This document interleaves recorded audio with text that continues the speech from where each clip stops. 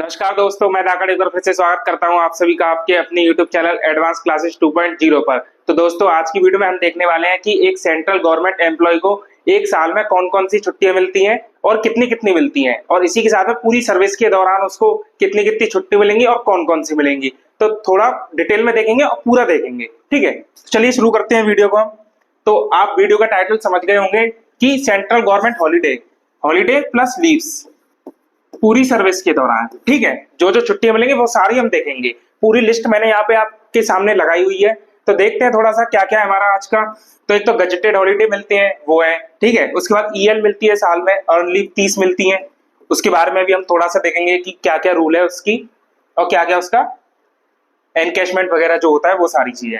बाकी सीएल मिलती है, एक साल में 8 सीएल मिलती है, तो उसके बारे में भी देखेंगे क्या उसकी रूलिंग है। और एचपीएल, जिनको मेडिकल लीव भी बोलते हैं, जो साल में 20 मिलती है, इसके बारे में भी देखेंगे। फिर 2 आरएच मिलते हैं आपके, रेस्ट्रिक्टेड हॉलीडे जो होते हैं वो देखेंगे।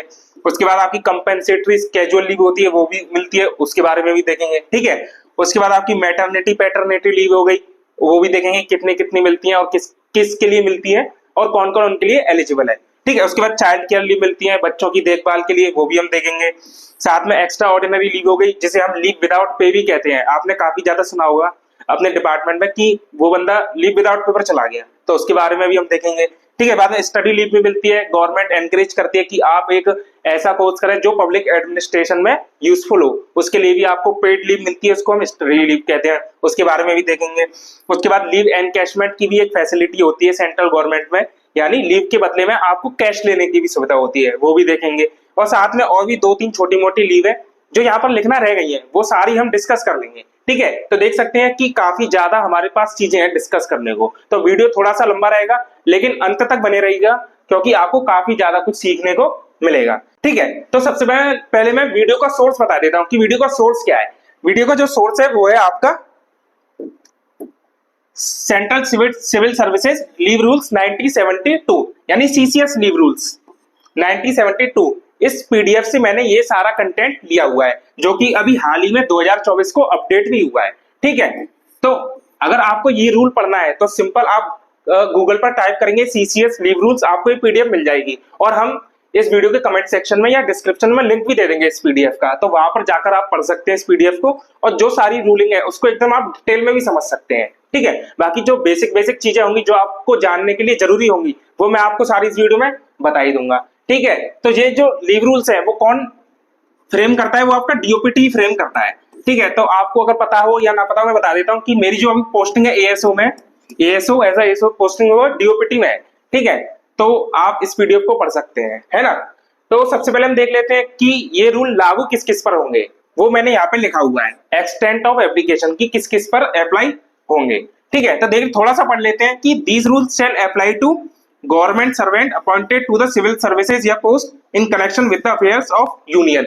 यानी आप यूनियन या सेंट्रल की किसी भी सर्विस या पोस्ट पर अपॉइंट होते हैं तो आपके ये वाले सारे रूल्स लागू होंगे, एक्सेप्ट आपके कुछ एक्सेप्शन दिए हुए हैं यहाँ पे, जैसे कि रेलवे सर्वेंट पर ये वाले रूल्स लागू नहीं होंगे। और इनमें जो इंपॉर्टेंट है वो है आपका ऑल इंडिया सर्विसेज, जो आपकी 3 एआईएस होती है, आईएएस, आईपीएस और आईएफएस, उन पर भी ये वाले रूल लागू नहीं होंगे। ठीक है, अब ऐसा नहीं है कि इनको छुट्टियां नहीं मिलती, इनको भी मिलती है, लेकिन इनकी जो रूलिंग होती है वो ये वाली नहीं होती, इनके खुद के अपने रूल बने हुए हैं। जैसे ऑल इंडिया सर्विस के लिए एआईएस लीव रूल्स है, रेलवे वालों के लिए उनके रूल्स है, तो उनके अकॉर्डिंग इनको लीव्स मिलती हैं। ठीक है, और उसमें और इन रूल्स में ज्यादा फर्क नहीं होता, थोड़ा बहुत 19-20 का ही आपको फर्क देखने को मिलता है। ठीक है, तो चलिए सबसे पहली छुट्टी से हम स्टार्ट करते हैं। ठीक है, जो सबसे पहली छुट्टी आपको मिलती है as a central government employ, वो है आपके जीएच बोले तो गजेटेड हॉलीडे, गजेटेड हॉलीडे। ठीक है, अब गजेटेड हॉलीडे होता क्या है, वो सारे हॉलीडेज जो कि गवर्नमेंट ने नोटिफाई किए होते हैं अपने ऑफिशियल गजट में, यानी गजट में नोटिफाई करके गवर्नमेंट ने बताया हुआ है कि साल के इन इन दिनों पर गवर्नमेंट काम नहीं करेगी, तो उस दिन आपको छुट्टी मिलती है। जो आपके टोटल जीएच होते हैं वो आपकी टोटल 17 होते हैं एक साल में, यानी एक साल में आपकी 17 दिन की ये छुट्टी तो हो गई, जो कि सभी के लिए होगी। ठीक है, अब ये 17 छुट्टी कौन कौन सी होती है वो मैंने आपके सामने ये लिस्ट लगाई हुई है। आप इसको देखेंगे लिस्ट को तो पाएंगे कि जितने भी नेशनल फेस्टिवल्स होते हैं, वो सारे, जैसे कि 2 अक्टूबर, 15 अगस्त, 26 जनवरी, उनकी छुट्टी रहती है। और साथ में जितने भी रिलीजियस फेस्टिवल्स होते हैं, जितने भी हमारे धर्म है उनके जो फेस्टिवल होते हैं, उन सभी की छुट्टी रहती है, मेन जो पूरे राष्ट्र में मनाए जाते हैं। ठीक है, तो ये टोटल आपके 17 होते हैं। आप अगर इसको थोड़ा सा देखेंगे तो आप पाएंगे कि रक्षाबंधन की कोई छुट्टी नहीं है, रक्षाबंधन की कोई छुट्टी नहीं होती सेंट्रल गवर्नमेंट में, और साथ में दिवाली की भी एक ही छुट्टी होती है। तो काफी लोगों को लगता है कि यार गवर्नमेंट में जा रहे हो तो दिवाली की 1 हफ्ते की छुट्टी मिलेगी, या जितने भी छोटे मोटे त्योहार होते हैं, बड़े त्योहार होते हैं, उन सबों की छुट्टी मिलेगी। तो ऐसा नहीं है, काफी कम छुट्टी है, गजेटेड हॉलीडेज जो है। तो हमें भी ऐसा फील होता है कि सरकार को थोड़ा सा जीएच बढ़ाने चाहिए। ठीक है ना, तो ये सबसे पहली हो गई आपकी 17 छुट्टियां। ठीक है, अब अगला है आपका अर्न लीव, ईएल। ठीक है, इसको शॉर्ट में क्या बोलते हैं हम, ईएल। अब देखिए यहां से जो छुट्टियां आ रही हैं आपकी, उसमें कुछ छुट्टी तो ऐसी होती है जो कि नेक्स्ट ईयर में कैरी फॉरवर्ड हो जाती हैं। इस मतलब मेरे कहने का मतलब है कि आपको एक साल में कुछ छुट्टियां मिलेंगी, अगर आप उनको यूज कर लेते हैं तो अच्छी बात है, नहीं तो वो आपके अगले साल में ऐड हो जाएंगी, यानी लैप्स नहीं होगी। कुछ छुट्टियां ऐसी होंगी, और जबकि कुछ छुट्टियां ऐसी होती हैं कि अगर आप उस ईयर में यूज कर लेते हो उन्हें तो अच्छी बात है, अदरवाइज वो लैप्स हो जाएंगी, यानी नेक्स्ट ईयर में कैरी फॉरवर्ड नहीं होंगी। तो उन्हीं में से एक है आपकी अर्न लीव, जो आपको साल में जितनी मिलती हैं, अगर आपने वो यूज कर लिए तो अच्छी बात है, अगर बची हुई है तो वो आपकी नेक्स्ट ईयर में कैरी फॉरवर्ड हो जाएंगी। ठीक है ना। अब देखिए एक साल में आपको टोटल 30 ईएल मिलती हैं, 30 ईएल मिलेंगी, जिसमें से 15 ईएल आपको फर्स्ट हाफ में मिलेंगी, पहले 6 महीने में 15 मिलेंगी और बाद के 6 महीने में 15 मिलेंगी। ठीक है, अब जो पहली 6 महीने की होती है वो तो 1 जनवरी को क्रेडिट हो जाती है आपकी 15 ईएल, और 1 जुलाई को आपकी बाकी की 15 ईएल क्रेडिट हो जाती है। इस तरीके से आपको साल में 30 मिलती है। अब मान के चलिए आपने 30 में से 10 ही यूज की, 20 आपकी रह गई, तो वो 20 आपके नेक्स्ट ईयर में आपके ऐड हो जाएंगी, यानी आपका जो एक लीव अकाउंट रहता है आपकी सर्विस बुक में, उसमें ऐड हो जाएंगी। जब सेकंड ईयर आएगा आपका तो आपके पास 20 तो ऑलरेडी है, 30 और मिलेंगी, तो आपकी 50 ईएल हो जाएंगी, और ऐसे ही आपकी इकट्ठी होती जाएंगी। और आप अपने लीव अकाउंट में मैक्सिमम 300 दिन की ईएल ही इकट्ठा कर सकते हैं। ठीक है, इससे अगर ऊपर ईएल जाएंगी तो वो आपकी लैप्स होती जाएंगी। ठीक है, यानी वो यूज में नहीं रहेंगी। तो कोशिश कीजिए आपकी 300 तक ही रहे। वैसे 300 इकट्ठा करने में काफी टाइम लग जाता है और इतना सोचने का कोई मतलब भी नहीं है। ठीक है ना, तो ये आपका ईएल का रहता है। अगर आप थोड़ी सी कैलकुलेशन करेंगे इसकी कि एक साल में आपकी 30 ईएल मिल रही है, 12 मंथ में आपकी 30 मिल रही है, तो एक मंथ में कितनी मिलेगी, 2.5 अर्न लीव मिलेगी। ठीक है ना, यही मैंने यहाँ पर लिखा हुआ है, पर कंप्लीटेड कैलेंडर मंथ। अब एक क्वेश्चन यहाँ पर अराइज होता है उनके लिए जिन्होंने हाल नई नई ज्वाइनिंग की हुई होती है। जैसे मान के चलिए आपने किसी महीने में, मान लो जनवरी में 5 तारीख को ज्वाइन कर लिया, तो बहुत से बच्चे पूछते हैं क्या मुझे जनवरी के लिए ईएल मिलेगी, तो इस रूल के अकॉर्डिंग उनको ईएल नहीं मिलेगी, यानी जनवरी को ईएल नहीं मिलेगी। 2.5 डेज वाली, जैसे एक महीने में 2.5 मिलती है तो वो नहीं मिलेगी आपको जनवरी में, क्योंकि उसके लिए रूल क्या है, पर कंप्लीटेड कैलेंडर मंथ, आपका कंप्लीट हो जाना चाहिए वो कैलेंडर मंथ। यानी अगर आप 1 जनवरी को ज्वाइन करते हैं तो आपको उस महीने की 2.5 मिल जाएंगी, अगर उसके बाद करते हैं तो आपको नहीं मिलेगी। तो ये एक क्लैरिफिकेशन आप लोगों के लिए। ठीक है, तो ये हो गया, 300 कर सकते हैं मैक्सिमम एनकैश नहीं, इकट्ठी। उसके बाद ईएल के लिए गवर्नमेंट एक और सुविधा देती है, एनकैशेबल। ये लीव एनकैशमेंट होता है ड्यूरिंग रिटायरमेंट और एलटीसी, यानी जो ये आप मैक्सिमम 300 दिन की छुट्टियां इकट्ठे कर रहे हैं, इनका रिटायरमेंट पर आप पैसा भी ले सकते हैं। ठीक है, और ये रिटायरमेंट के बाद ही मिलता है, उससे पहले आपका नहीं मिलता है। अगर उससे पहले आपको लेना है तो आपको एलटीसी के रूप में लेना पड़ेगा। जब आप एलटीसी पर जाते हैं, अगर आपने एलटीसी पर मेरा वीडियो नहीं देखा है तो जरूर देखिएगा, कमेंट बॉक्स में हम उसका लिंक दे देंगे। उसमें मैंने पूरा बताया हुआ है कि एलटीसी क्या होती है, कैसे इसको अवेल करते हैं और क्या क्या सुविधाएं गवर्नमेंट एलटीसी में आपको देती है। तो एक तो 300 दिन की यहाँ पर ले सकते हैं आप रिटायरमेंट के बाद, लेकिन रिटायरमेंट से पहले आप एज अ एलटीसी ले सकते हैं। एलटीसी इसको बोलते हैं leave encashment on LTC, leave encashment on LTC. ये आप पूरी सर्विस के दौरान मैक्सिमम 60 दिन तक का ही एनकैशमेंट ले सकते हैं, 60 ईएल का ही, और एक बार में मैक्सिमम 10 ईएल का। ठीक है, तो इस तरीके से अगर आप टोटल जोड़ेंगे तो आप पूरी सर्विस के दौरान 360 अर्न लीव को पैसे में कन्वर्ट करा सकते हैं। ठीक है, और पैसे में कैसे कन्वर्ट होती है, जो आपका बेसिक पे होता है, जब आप कन्वर्ट करा रहे हैं उस टाइम पे जो आपका बेसिक पे होगा वो प्लस उस पर जो डीए की करंट रेट होगी वो, इन दोनों को जोड़ के आपको पैसा मिल जाएगा। ठीक है, तो रिटायरमेंट के टाइम पे ये बहुत अच्छी फैसिलिटी रहती है, आपको जितनी भी ईएल आपके इकट्ठा हुई है उन सभी का पैसा मिलेगी। और आज के टाइम पे जो रिटायर हो रहे हैं लगभग 20-22 लाख रुपए वो आपका ईएल एनकैशमेंट से ही उठा लेते हैं। ठीक है ना, तो ये हो गया पहला, पहला यानी दूसरा, दूसरा यानी ईएल। ठीक है, अब आपकी तीसरी हाफ पे लीव। ठीक है, ये भी सेम ईएल की तरह ही होती है, अगर आप यूज करते हैं उस दौरान के उस ईयर के दौरान तो अच्छी बात है, अगर आपकी रह जाती है तो वो नेक्स्ट ईयर में कैरी फॉरवर्ड हो जाएंगी और आपके लीव अकाउंट में ऐड हो जाएंगी। ठीक है, अब एक साल में आपको 20 एचपीएल मिलती हैं। एचपीएल बोले तो हाफ पे लीव, वही सेम आपको हर 6 महीने में 10 ईएल मिलेंगी, 10 एचपीएल मिलेंगी। यानी पहले 6 मंथ में यानी 1 जनवरी को आपको 10 एचपीएल क्रेडिट हो जाएंगी आपके अकाउंट में, और 1 जुलाई को 10 एचपीएल क्रेडिट हो जाएंगी।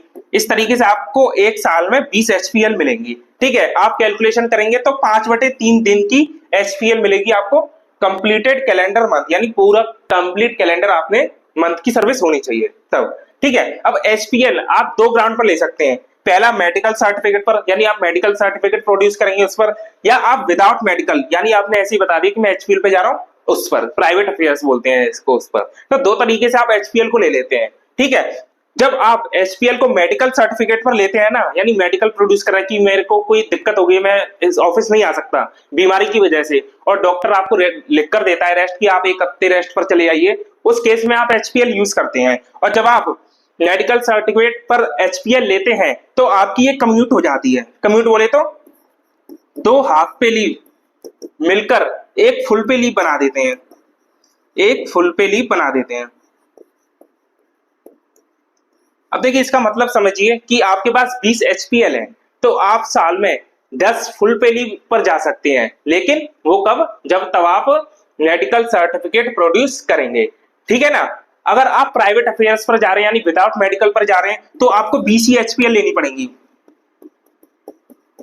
यानी प्राइवेट अफेयर्स पर आप इसको कम्यूट नहीं करा सकते। इस दौरान आपको 20 दिन की छुट्टी मिलेगी, लेकिन इन 20 दिन की छुट्टी के दौरान आपकी सैलरी आधी हो जाएगी, सैलरी हाफ हो जाएगी। हाफ बोले तो आपका बेसिक पे आधा हो जाएगा, प्लस उस पे डीए लगेगा, और एचआरए आपको फुल मिलेगा। एचआरए आधा नहीं होता, बेसिक पे हाफ होगा और डीए उस पर लगेगा, तो वो तो हाफ अपने आप हो ही जाएगा, कॉमन सेंस वाली बात है। ठीक है, तो 2 एचपीएल बराबर एक फुल पे कम्यूटेड लीव जब आपको मेडिकल सर्टिफिकेट देंगे तब। ठीक है ना, अब आप समझ गए होंगे एचपीएल का क्या है। एचपीएल आपको कब मिलेगी, ज्यादातर जो यूज करते हैं लोग एचपीएल को वो मेडिकल ग्राउंड पर ही यूज करते हैं, और इसको सामान्य भाषा में मेडिकल लीव भी बोल देते हैं कि मेडिकल लीव पर जा रहे हैं हम। जब आप मेडिकल पे जाएंगे एचपीएल पे, तब आप एक फुल पे की जगह आपकी 2 एचपीएल कट जाएंगी, यानी अगर आप 10 फुल पे लीव ले रहे हैं तो आपकी 20 एचपीएल कट जाएंगी। अगर आप प्राइवेट अफेयर्स पे जा रहे हैं तो 20 एचपीएल अगर आप लेंगे तो 20 दिन की छुट्टी मिलेगी, लेकिन आपको उन 20 दिन के दौरान आपकी जो तनख्वाह है वो आधी हो जाएगी, बेसिक पे आधा हो जाएगा, उसी के अकॉर्डिंग डीए हो जाएगा, और लेकिन एचआरए आपका फुल रहेगा, एचआरए में कोई कटौती नहीं है। ठीक है, बाकी आपको एचपीएल का एनकैशमेंट भी मिलता है। कब मिलता है, जब ईएल जो 300 है आपकी ये कम हो जाती है तो उनको पूरा कर दिया जाता है एचपीएल के द्वारा। ठीक है, इसको अगर आप थोड़ा सा समझना चाहें तो मैं बता देता हूं। मान के चलिए आपकी अगर रिटायरमेंट हो गया, रिटायरमेंट के बाद आपके पास 200 ही ईएल थी, ठीक है, लेकिन आप मैक्सिमम 300 का ही पैसा ले सकते हैं, लेकिन है तो आपके पास 200 ईएल, इसलिए इन 300 को पूरा करने के लिए एचपीएल से ले लेते हैं। तो इसमें अभी 100 बच रही है आपके पास, तो 100 एचपीएल ले लेंगे। इस तरीके से आपको 300 का पैसा दे देंगे, लेकिन यहाँ पे जो 100 एचपीएल होंगी इनका कैलकुलेशन करते वक्त बेसिक पे आधा हो जाएगा। ठीक है, तो ये हो गई आपकी और तरह की छुट्टियां। चलो आगे की तरफ चलते हैं। अब है आपकी कैजुअल लीव।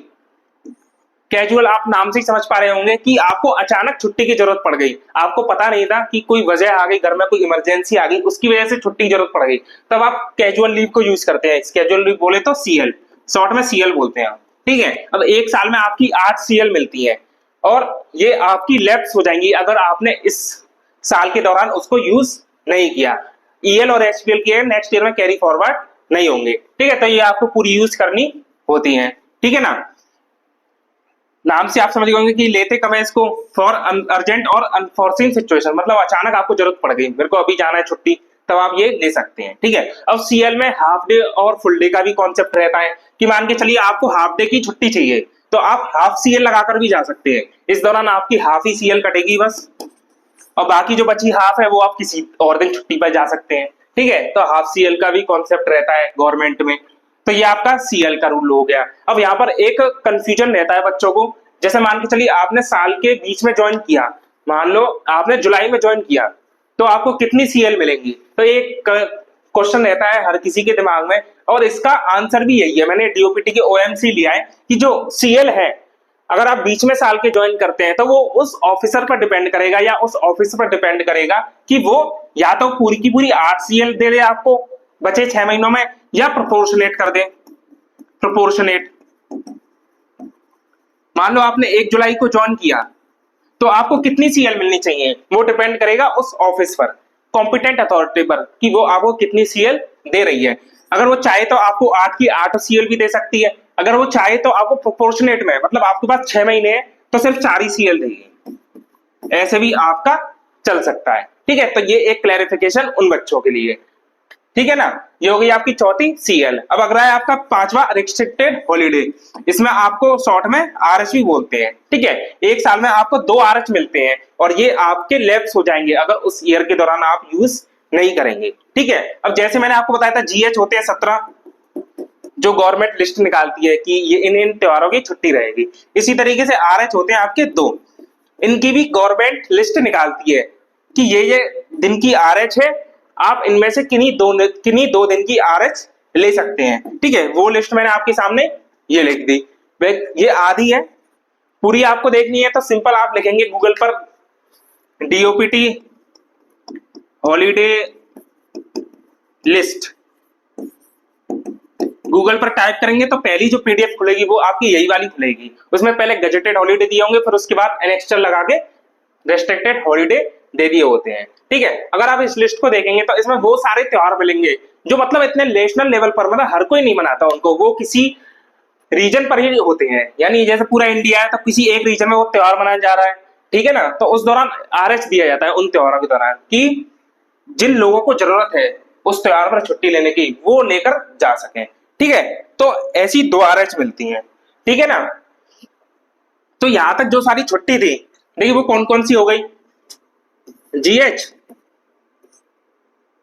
ईएल, एचपीएल हो गई, सीएल हो गई, आरएच, ये सारी छुट्टी होती हैं जो सेंट्रल गवर्नमेंट में कोई भी एम्प्लॉय मोस्टली यूज करता है। अब देखिए थोड़ा सा काउंटिंग कर लेते हैं, हम कितनी हो गई, 17 तो जीएच हो गई, 30 ईएल हो गई, एचपीएल मान सकते हैं आपने 10 फुल वाली ले ली, फुल पे वाली, 8 सीएल हो गई और 2 आरएच हो गई। टोटल कितनी हो गई, 30, 40, 48, 49, 50, 60, 67 छुट्टियां हो गई हैं। ठीक है, अब उसके बाद सैटरडे संडे भी रहती है, सैटरडे संडे भी छुट्टी रहती है सेंट्रल गवर्नमेंट में, तो 54 मान लेते हैं, 54 वीक होते हैं एक साल में, तो 108 छुट्टी ये हो गई, 108 जोड़ दो। ठीक है, अब देखो 175 दिन की छुट्टी होगी आपकी साल में एक बार, और 30 से डिवाइड देंगे तो लगभग 5 से 6 महीने की छुट्टी हो गई आपकी। ठीक है, तो यानी आधी साल ही गवर्नमेंट में काम करना पड़ता है और आधी साल तो ऐसी छुट्टियों में निकल जाती है। और ये वो छुट्टियां हैं जो मोस्टली लोग यूज करते हैं, और इनके अलावा भी काफी सारी छुट्टियां होती हैं। ठीक है, वो अभी हम आने वाली स्लाइड में देखेंगे। ठीक है, देखो ये अगली आपकी 6 नंबर की एक्स्ट्रा ऑर्डिनरी लीव, शॉर्ट में बोले तो ईओएल। ठीक है ना, ये तो हो गई इसकी साइंटिफिक लैंग्वेज, और जो नॉर्मल लोग यूज करते हैं, मतलब कॉमन बोलचाल की भाषा में, इसको कॉमन बोलचाल की भाषा में क्या बोलते हैं, लीव विदाउट पे।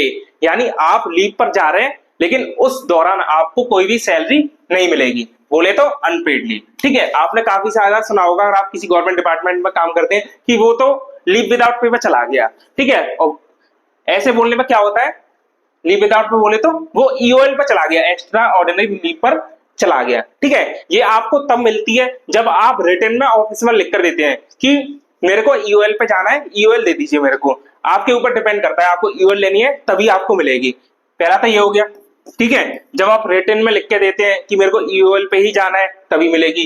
दूसरा ये छुट्टी तब मिलती है जब आपके पास और कोई लीव नहीं है, यानी मान के चलिए EL, CLRH और HPL ये सारी छुट्टियां आपके अकाउंट में नहीं है, तब भी आपको छुट्टी पे जाना है, तब आप EOL का यूज कर सकते हैं, ठीक है ना।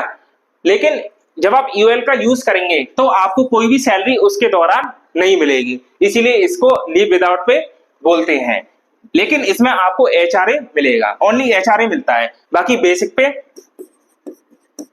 DA और ट्रांसपोर्ट ये सारा नहीं मिलेगा, ओनली HRA मिलेगा, ठीक है। और इस लीव के दौरान, लीव पीरियड के दौरान आप मान के चलिए 1 साल EOL पे, 2 साल EOL पे, तो आप गवर्नमेंट सर्विस में ही माने जाएंगे, रेगुलर सर्विस में, ऐसा नहीं कि आपकी सर्विस ब्रेक हो जाएगी, ठीक है। तो ये हो गया आपका EOL। अब देखिए इसका यूज कब आता है ज्यादातर, जब मान के चलिए आपके पास कोई छुट्टियां है नहीं, लेकिन आपको पढ़ाई के लिए 2-3 महीने की छुट्टी चाहिए, जैसे आपका मेंस आने वाला है CGL का, तो अगर आपको छुट्टी चाहिए कि और आपके डिपार्टमेंट वाले देने में थोड़ा आनाकानी कर रहे हैं, तो आप बोल दीजिए उनको कि मुझे लीव विदाउट पे दे दो, क्योंकि लीव विदाउट पे देने में कोई भी गवर्नमेंट डिपार्टमेंट हिचकिचाता नहीं है, क्योंकि उसमें क्या डिपार्टमेंट का ही फायदा है, उनको सैलरी भी नहीं देनी पड़ेगी। तब ये इसका EOL का यूज आता है, ठीक है ना। मोस्टली स्टडी के लिए लोग लेते हैं EOL को, ठीक है। अगली है आपकी मैटरनिटी लीव। मैटरनिटी समझ ही गए होंगे, आपको माताओं को मिलती है, ठीक है ना। अब देखिए female government servant with less than 2 surviving children may be granted maternity leave by an authority competent to grant leave for a period of 180 दिन। यानी जो मैटरनिटी लीव होती है वो माताओं को मिलती है और मैक्सिमम 180 दिन की आपको मैटरनिटी लीव मिलती है 2 बच्चों के लिए। अगर आपके 2 से ज्यादा बच्चे हैं तो उनके लिए नहीं मिलेगी, 2 ही बच्चों के लिए मिलेगी और 2 बार मिलेगी, और 1 बार के लिए 180 मिलेगी।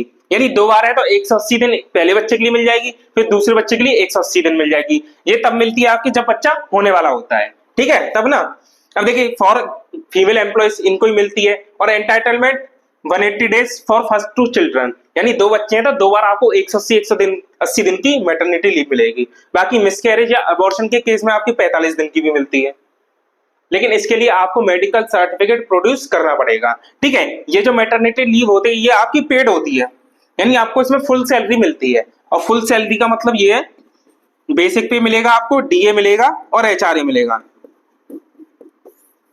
फुल मिलेगा, कोई भी कटौती नहीं होगी इसमें। अब बचा ट्रांसपोर्ट अलाउंस। देखिए ट्रांसपोर्ट अलाउंस का रूल ये कहता है आप किसी भी मंथ के दौरान अगर 1 दिन भी ऑफिस आए हैं तो आपको पूरे महीने का ट्रांसपोर्ट मिलेगा। अगर पूरे महीने के दौरान आप 1 दिन भी नहीं आए तो आपको कोई भी ट्रांसपोर्ट अलाउंस नहीं मिलेगा। तो छुट्टी लेते वक्त ज्यादातर कर्मचारी ये भी ध्यान रखते हैं कि महीने के 1 दिन ऑफिस आ जाए हम, ताकि हम पूरा ट्रांसपोर्ट अलाउंस उठा सके। तो ये एक चीज गवर्नमेंट में भी है, ठीक है। तो पेड लीव होती है, और बच्चे होने वाला होता है तब तो मिलती है, साथ में अगर आप कोई बच्चा अडॉप्ट करने वाले होते हैं तब उस केस में भी मिलती है, और पूरी रूलिंग जो होती है अडॉप्शन के केस में वही सेम यही रहती है, ठीक है ना। लेकिन जो अडॉप्शन है ये वैलिड होना चाहिए, यानी एक लीगल अडॉप्शन होना चाहिए, तभी आपको मिलती है ये, ठीक है। तो ये हो गया मैटरनिटी लीव। अब जैसे मैटरनिटी लीव मिलती है माताओं को, उसी तरह पिताओं को पैटर्निटी लीव भी मिलती है, लेकिन इसकी पीरियड कम रहती है, ठीक है। पैटर्निटी लीव जो होती है वो 15 दिन की मिलती है एक बच्चे के लिए, अगर दूसरा बच्चा भी आने वाला है तो आपको 15 दिन की दोबारा मिल जाएगी, लेकिन 2 से ज्यादा बच्चों के लिए नहीं मिलेगी। वही सेम है इसकी भी रूलिंग, बस दिन आपके कम है, क्योंकि पिताओं का इतना योगदान नहीं होता किसी भी चाइल्ड के बर्थ में, ठीक है, माताओं का ही ज्यादा रहता है, तो इसलिए उनको इतनी ज्यादा छुट्टियां दी गई है, ठीक है। अब ये जो 15 दिन की छुट्टियां हैं वो बच्चा होने के 15 दिन पहले से लेके उसके जन्म के 6 महीने तक आपको कभी ना कभी यूज करनी पड़ेंगी, उसके बाद आपकी वो लैप्स हो जाएंगी, ठीक है। अगर बच्चा होने वाला है तो ये मिल गई, अगर आप बच्चा गोद लिया है तब भी आपको पैटर्निटी लीव मिलेगी, लेकिन जो एडॉप्शन है वो आपका वैलिड होना चाहिए, लीगल एडॉप्शन होना चाहिए, यानी एक कानून के तहत, पूरी लिखा पढ़ी के तहत, तभी आपको चाइल्ड एडॉप्शन पर पैटर्निटी लीव मिलेगी, ठीक है। वही ये वाला रूल मैंने यहाँ पे लिखा हुआ है। सारी ये जो स्क्रीनशॉट है वो वही CCS लीव रूल्स 1972 से लिया है मैंने, उससे बाहर आपका कुछ भी नहीं है, ठीक है ना। तो ये पैटर्निटी लीव हो गई। अब आता है आपका 9वें नंबर की चाइल्ड केयर लीव। नाम से आप समझ गए होंगे बच्चे की देखभाल के लिए आपको छुट्टियां चाहिए, ठीक है, गवर्नमेंट देती है, हम दे देंगे, कोई दिक्कत नहीं है। अब ये जो छुट्टियां मिलेंगी वो फीमेल एम्प्लॉइज यानी फीमेल जो होगी उनको तो सबों के लिए मिलेगी, लेकिन अगर मेल होगा, मेल को कब मिलेगी, जब वो सिंगल है, सिंगल मेल पेरेंट है। सिंगल मेल पेरेंट का मतलब single government servant means single male government servant means an unmarried और विडोर और डिवोर्सी गवर्नमेंट सर्वेंट। अगर आप इस केस को फॉलो करते हैं as a male government servant तभी आपको सीसीएल मिलेगी, और अगर आप अदरवाइज आप फीमेल एम्प्लॉय हैं तो आपको तो ये इजीली मिलेगी, ठीक है। सीसीएल जो होती है वो आपको पूरी सर्विस के दौरान 2 साल की मिलती है, 2 साल या फिर बोले तो 730 दिन पूरी सर्विस के दौरान, ठीक है। ये पेड लीव होती है, लेकिन इसमें एक क्लॉज दिया हुआ है, पहले जो 365 दिन होंगे उसमें आपको 100% बेसिक पेपर मिलेगी, ठीक है, और बाद के जो 365 दिन होंगे उन पे आपको 80% बेसिक पेपर मिलेगी ये लीव। इसका मतलब ये है जो बेसिक पे है आपका, मान लीजिए आपका बेसिक पे 100 है तो बाद के 365 दिनों में वो बेसिक पे आपका 80 हो जाएगा, फिर बाकी ये डीए हो गया, डीए होगा वो इसी पर कैलकुलेट होगा। एचआरए तो आपको फुल मिलेगा, और ट्रांसपोर्ट का रूल मैंने आपको बता ही दिया कि महीने के दौरान आप एक भी दिन ऑफिस आए तो पूरा ट्रांसपोर्ट मिलेगा, अगर नहीं आए तो पूरा कट जाएगा, ठीक है।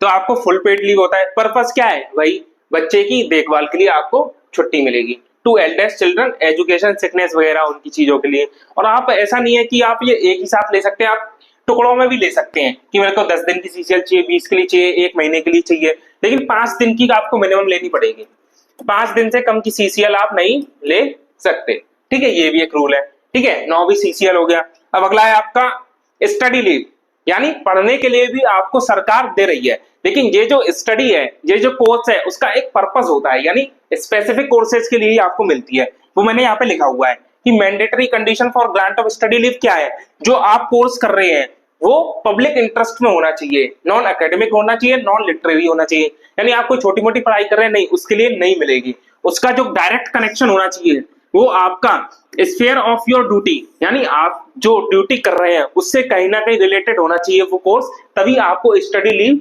मिलती है, ठीक है। अब स्टडी लीव ये पूरी पेड होती है, इसके दौरान आपको पूरी सैलरी मिलेगी, लेकिन इसके लिए कंडीशन क्या है, आपको 5 साल मिनिमम हो जाने चाहिए गवर्नमेंट सर्विस में, ठीक है, तभी आपको ये मिलेगी। और मैक्सिमम 2 साल के लिए स्टडी लीव मिल सकती है, 2 से ज्यादा साल के लिए आपको स्टडी लीव नहीं मिलेगी। पेड होती है आपकी, बेसिक डीएचआरए आपको मिलेगा, लेकिन अगर जब आप ये स्टडी लीव यानी स्टडी कोर्स जो है वो आप कंप्लीट कर लेते हैं, उसके बाद आप गवर्नमेंट सर्विस ज्वाइन करेंगे और मिनिमम 5 साल की सर्विस आपको देनी पड़ेगी रिटर्न पे, यानी आप कोर्स कंप्लीट करके आ गए, कोर्स कंप्लीट करके आ गए तो आपको कम से कम 5 साल की सर्विस देनी पड़ेगी कंप्लीट करने के बाद। अगर आप नहीं करते हैं, मान लिया आपने कोर्स कंप्लीट कर लिया, आप गवर्नमेंट में आ गए और आपने रिजाइन दे दिया, तो फिर क्या होगा, अगर आपने रिजाइन दे दिया तो आपकी जो 2 साल के दौरान जो भी गवर्नमेंट ने आप पर खर्चा किया है वो आपको पूरा वापस करना पड़ेगा, सैलरी और भी कोई कोर्स फीस दी हुई होगी, कोई ट्रेनिंग वगैरह का पैसा दिया होगा सरकार ने, वो सारा आपको वापस करना पड़ेगा विद पेनल इंटरेस्ट, ठीक है। तो ये है आपका स्टडी लीव का। स्टडी लीव भी काफी ज्यादा लोग यूज करते हैं, ज्यादा नहीं कम ही करते हैं, लेकिन सीनियर ऑफिसर सबसे ज्यादा यूज करते हैं, यूएस एंड अबव वाले यूज करते हैं आपको स्टडी लीव का, ठीक है। बाकी ले तो कोई भी सकता है, लेकिन उसके लिए स्टडी लीव के लिए बहुत ज्यादा कागजी कार्यवाही बहुत है, ठीक है ना। तो ये हो गया आपका स्टडी लीव का। अब आता है आपका 11वें नंबर पर लीव नॉट ड्यू। अब ये क्या है भाई, लीव नॉट ड्यू, देखिए आप समझे होंगे थोड़ा सा नाम से, लीव नॉट ड्यू, ऐसी लीव जो अभी ड्यू नहीं है, जो आपको मिली नहीं है, यानी भविष्य में आपको मिलेगी, leaves that will be earned in future, यानी भविष्य में आप लोग उसको कमाएंगे, तब उसको बोलते हैं आपको लीव नॉट ड्यू। अब मैक्सिमम 360 दिन की एलएनडी मिल सकती है, इसको शॉर्ट में एलएनडी बोलते हैं, लीव नॉट ड्यू। मैक्सिमम 360 दिन की मिल सकती है, लेकिन सिर्फ मेडिकल ग्राउंड पर ही मिलेगी और किसी ग्राउंड पर लीव नॉट ड्यू नहीं मिलेगी। और ये जो एलएनडी है वो आपकी एचपीएल के अगेंस्ट सेटल होती है, जो भविष्य में आपको एचपीएल मिलेंगी उनसे आपकी लीव नॉट ड्यू कट जाएगी, ठीक है ना। और इसके लिए मिनिमम 1 साल की सर्विस रिक्वायर्ड है, ठीक है। तो ये हो गया आपका लीव नॉट ड्यू है, ये इतनी ज्यादा यूज में नहीं आती गवर्नमेंट में, ठीक है ना। अब ये तो आपकी मेन हो गई कि ज्यादातर यूज आ रही है और ज्यादातर लोगों ने इनके बारे में सुना है, लेकिन ये कुछ 2-3 लीव और दे रखी थी लीव रूल्स में, वो भी मैंने यहाँ पे लिख लिया है। जैसे कि एक ये थी इसमें work related illness and injury leave, ये भी एक तरह की छुट्टी मिलती है, लेकिन ये कब मिलती है, जब आपको कोई बीमारी हो गई है आपकी ऑफिशियल ड्यूटी की वजह से, यानी आप कोई गवर्नमेंट सर्विस करते हैं, उसकी वजह से आप बीमार पड़ गए, उस केस में आपको ये वाली छुट्टियां मिलेंगी।